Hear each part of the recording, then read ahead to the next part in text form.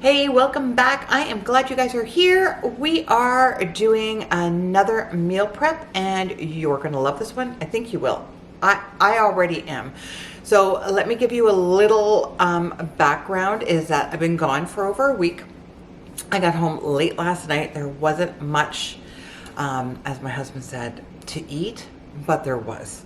My freezer is full. I have potatoes. So what do I do in order to stay consistent? I threw some potatoes in the Instant Pot and pre-cooked them last night, threw them in the fridge last night. So now I have potatoes. And then I always have frozen vegetables of whatever sort.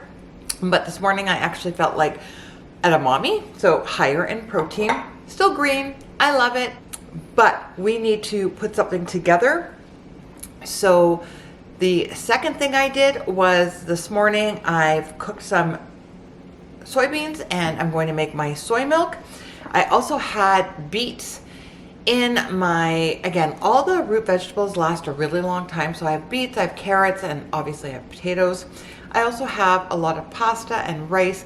Again, I could eat for probably another week before going grocery shopping, but my husband cannot.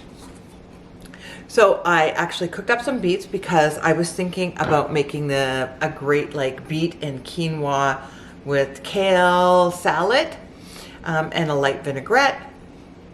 That's going to be one thing that we're going to do. We can also use that kale in breakfast and do like kale porridge is the way, not kale. I'm sorry, quinoa porridge. That's also a great way of using stuff up. And so I have my potatoes done for the week. I'm going to pick a couple of things. I did see that I have a zucchini that lasted, so I am going to use that. But I think I'm going to use it raw in my overnight oats. I do like to bump up with a low density. So let's just get started and see where this meal prep takes us. All right, so we're just going to take a peruse of what we have. Again, that's my husband's broth.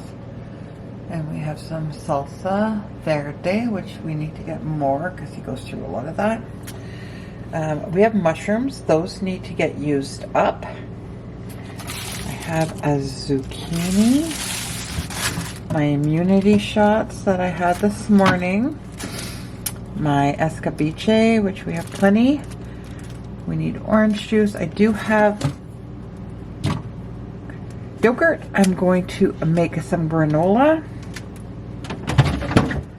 And then we do need a lot of everything. We have some jalapenos, and this is cilantro, and just some vegan cheeses and stuff that I keep. I try not to eat them. So you saw the fridge is pretty bare, but we do have lots in the freezer and the pantry. So again, I'm not really worried about it. I think I'm going to make some quinoa and maybe do a quinoa salad. And then I was also thinking, because I have so much frozen broccoli, which is awesome, and I do need to use up this soy beef, I thought eat the broccoli tonight. That's super simple, and I'll just make some rice because I have lots of rice. And that's pretty easy. We did have bread and stuff in the freezer, so we're good there. And I think I'm just going to make up some egg salad sandwiches, my favorite. And that's what I'm feeling like today. So I'm just kind of doing more intuitive. I'm also still, you know, eating whole food plant-based. The other thing I'm going to do is I'm just going to put in all my frozen vegetables and make a nice stock, because a great soup or stew this week would be fabulous. And I found some celery, still really good. So I'm going to cut that up, put it into my sandwich. So here I just have a few things that I've put together when I returned from my trip, just to get me started for the week. So I have my veggie stock, which I just took all the vegetables from my freezer that I stock up on and put that into the Instant Pot and made my broth. Before I did my soup, I cooked a bunch of potatoes, so I am ready to go. And I always have frozen vegetables.